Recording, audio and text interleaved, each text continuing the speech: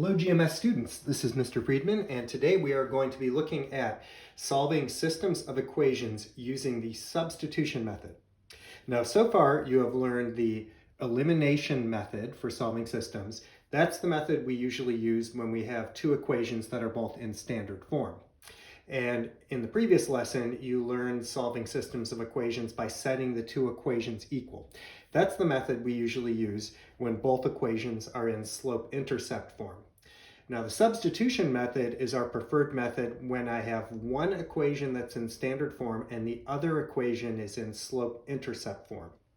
Today we're going to look at a very simple case of substitution. In this case, I have one equation in standard form.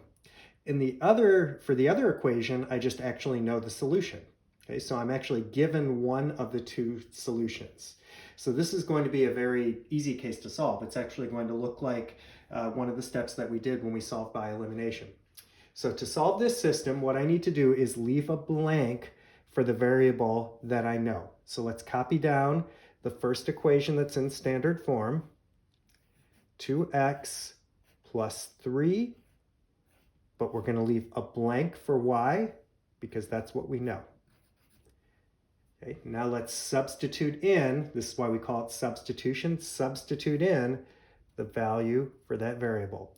Now we can go ahead and solve because I now have an equation that's in a single variable. 2x plus 9 equals 13. Subtract 9 from both sides, and I get 2x equals 4.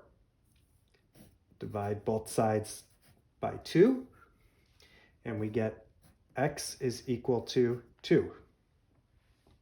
And I would say that we now need to solve for y, but we actually already have y. Y was given in this case. Okay, so I now know my solution. My solution is 2, 3. Okay, but now for my final step, we are going to check.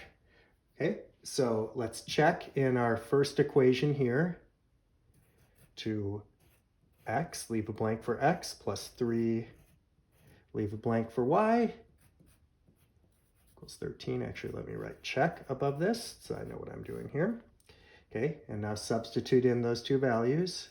2 for x, 3 for y, 4 plus 9 equals 13.